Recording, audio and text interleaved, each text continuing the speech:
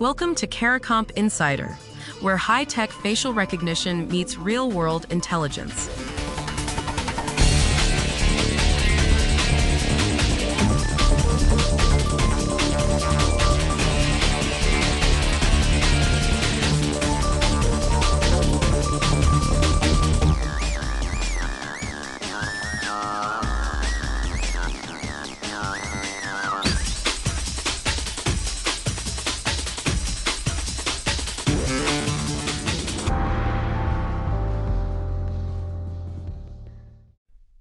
A California judge threw out a housing dispute case after discovering that the plaintiffs had submitted a deepfake of a real witness. The woman's voice was disjointed. Her face was fuzzy and emotionless. The evidence wasn't just weak. It was fabricated. That case isn't a warning about the future. It already happened.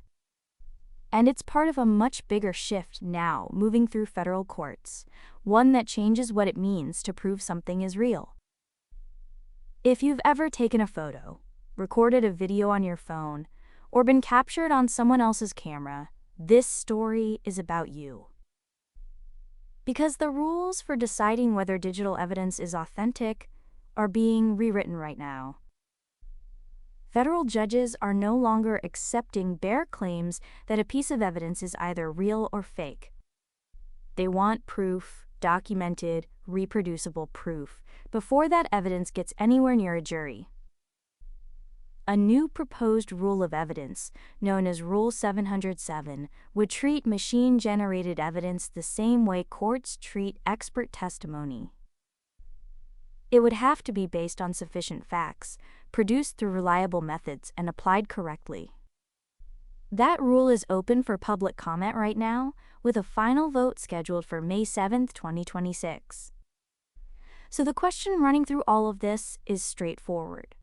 If someone challenges a video or a photo as AI generated tomorrow, can the person who collected it actually prove it's real?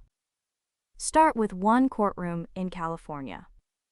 A witness appeared on video, except it wasn't really her. The face lacked natural expression. The audio didn't sync properly. The judge caught it and dismissed the case. That's one judge in one courtroom spotting one fake.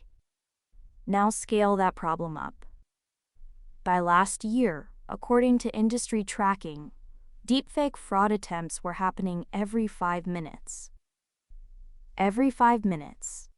Courts aren't just worried about fake evidence sneaking in anymore. They're equally worried about something sneakier: people claiming real evidence is fake to get it thrown out. That tactic has a name. Legal experts call it the deepfake defense. And it's already being tried.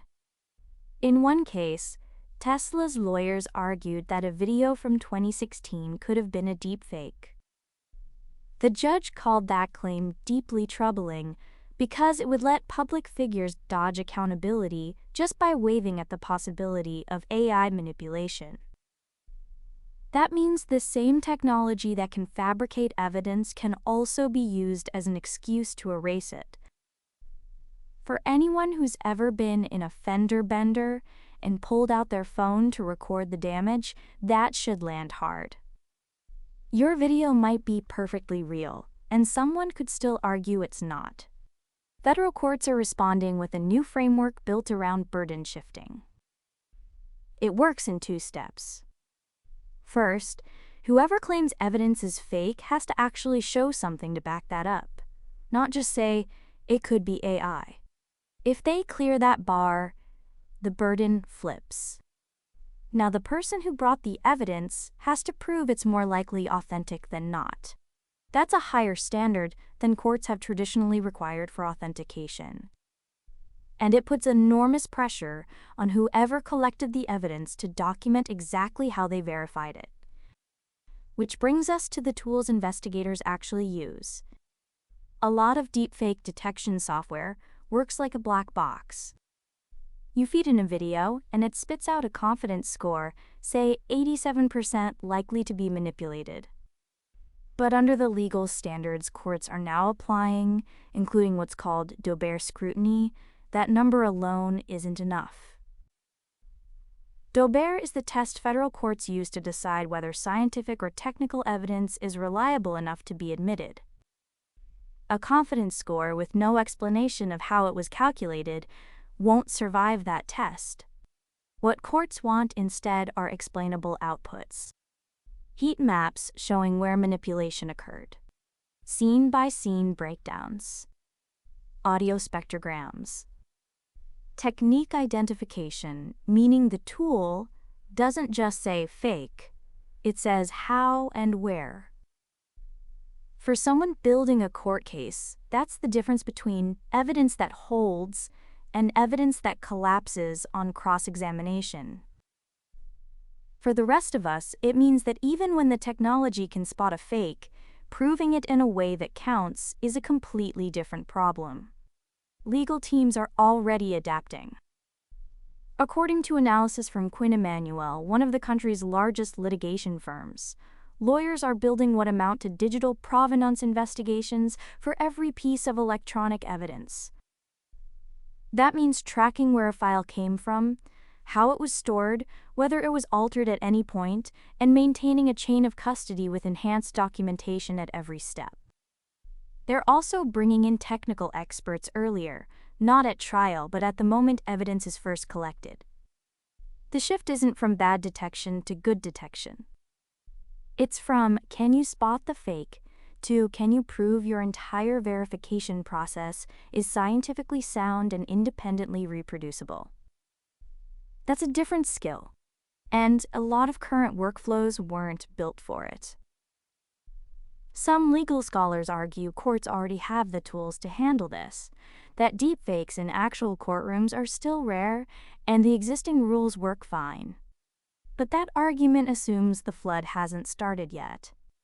Fraud attempts every 5 minutes suggests otherwise. Waiting for the system to break before fixing it is a choice, and courts are deciding not to make it.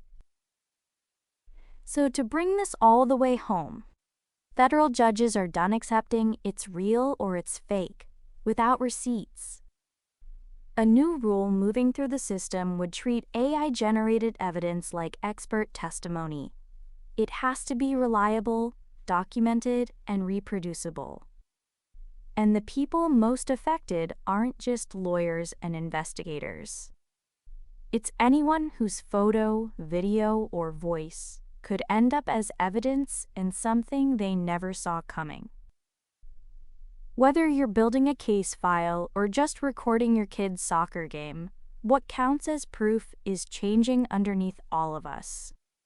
The full story's in the description if you want the deep dive. Now you know something most people in this industry don't. Use it. And when you're ready to put it to work, caracomp.com. We'll see you tomorrow.